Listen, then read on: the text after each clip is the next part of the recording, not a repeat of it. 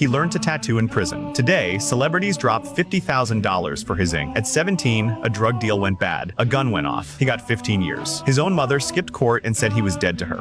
Inside, he watched a cellmate get stabbed with a sharpened cigarette, blood everywhere. That was the moment he knew, change or die in there. He found a broken tattoo machine in the trash. No teacher, no manual. He learned by candlelight, needle by needle. He practiced on orange peels, then on his own legs. Inmates paid him in ramen and snacks. Guards caught him, beat him, and threw him in solitary 3 times. Each time he got out, he went right back to tattooing. He walked out at 32 with no job, no home, $30, and a bag of sketches. Nobody wanted an ex-con with face tattoos. He slept on subway trains, tattooed in park bathrooms for $20. Withdrawal made his hands shake until a studio owner saw his work on Instagram. He went sober, posted 1 sketch a day for 90 days, and DM'd every shop in town hundreds of no's. Monday, 9 a.m., he showed up at 7, cleaned floors, set up stations, worked free for 6 months. They laughed. Then one client asked for him, then another, then a famous rapper. Today, Marcus Ink Johnson owns 3 studios in LA and NYC. 2-year waitlist, same hands, new life. Did you know there was a guitarist so bad, people laughed him off stage until he vanished, then came back playing like he'd sold his soul to the devil? His name was Robert Johnson. In the 1930s, he disappeared for a year. When he returned, his fingers moved unnaturally fast, creating music no one had ever heard. The legend says he went to a crossroads at midnight and made a deal with the devil himself. His eerie songs about hellhounds and the devil chasing him only fueled the rumors. And just when his fame was rising, he died mysteriously at 27, becoming the very first member of the infamous 27 Club. So what do you think? Did Robert Johnson really make a deal with the devil? Or was he just the greatest guitarist of his time? Did you know there was a man who didn't just fake his death? He deleted himself from the world? His name was Nathan Black, once a brilliant coder, millionaire by 26. But after a betrayal by his closest friend, he vanished. No phone, no accounts, no trace. He rewrote the code behind the internet, made himself invisible, lived in silence on a cold mountain, haunted by voices, watching the world he helped build burn. Then one day a tech company launched a new AI. It spoke a single line before it crashed. Nathan Black is still alive. That one sentence broke the internet. Governments panicked. Corporations froze their systems. Everyone scrambled to find the ghost. But Nathan was already inside their servers. Then all the screens in Times Square lit up at once. No ads, no videos, just white text.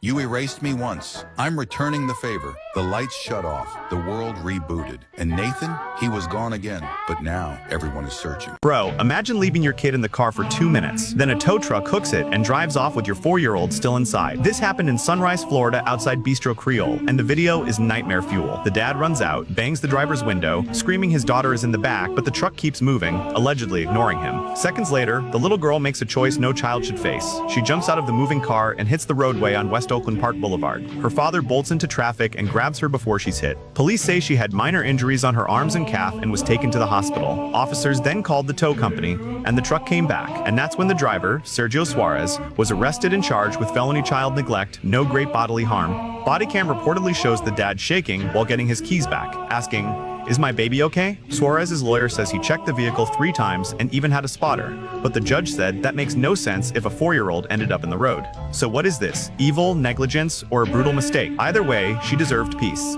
And be honest, should the father face charges for leaving a child alone, even for 2 minutes? Comment, Jael or mistake. Did you know a girl who washed her hair with Coca-Cola? Her name was Olivia.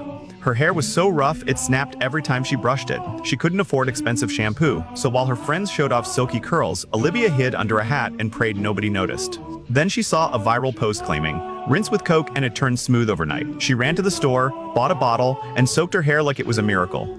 Next morning, her strands looked darker, sleeker, almost glossy. According to the TikTok, you can still find it by searching "girl who washed her hair with Coca-Cola." Olivia kept doing it once, then twice, then every week. At school, compliments exploded. People stared. Teachers asked what salon she used. For a moment, she felt unstoppable. But then her scalp started itching, then burning. It turned red, tender, and flaky. One shower later, she noticed 20 230 strands in her hands. The sugar and acidity left her hair dry, brittle, and angry, and the shedding got worse. She stopped immediately and treated her scalp gently.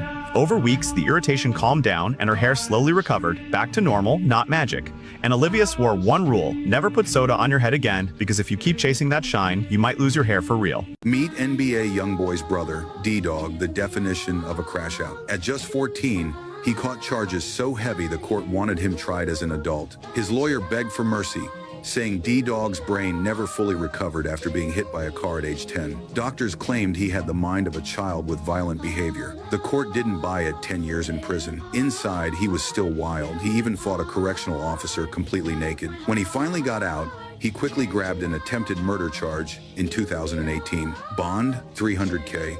Youngboy paid it, but instead of laying low, D-Dog led cops on a high-speed chase, crashed, and his passenger died. Now he faces manslaughter and weapons charges with a bond of $19.7 million. Still, with Youngboy's fortune, freedom was never far. The real question, should D-Dog be anywhere near the public again? Ruby Hernandez, 28, held her breath as a guard's flashlight swept under the metal door at 3 a.m. She covered her 7-year-old's mouth. Don't move. They weren't criminals, just homeless, hiding in a 10x10 concrete box for 182 nights, no windows, no heat. After 9 p.m., one sound meant CPS and goodbye. Her daughter whispered, "Mommy, are we trash?" At 6 a.m., Ruby saw an ad. Porter house cleanup, $100. Hazardous. Everyone said no. Ruby said yes. 12 hours of rot, rats, and filth until her hands blistered open. She didn't see garbage. She saw rent, food, and one more day together. The owner found her on her knees, scrubbing tile with a toothbrush, crying, and posted it. According to Ruby, 47 calls came in within 3 days. She slept 3 hours a night, carried bleach in a backpack, and kept saying yes. By week 4, she was booked 22 days out, according to her. She worked 7 days a week, saved 90%, and made one rule: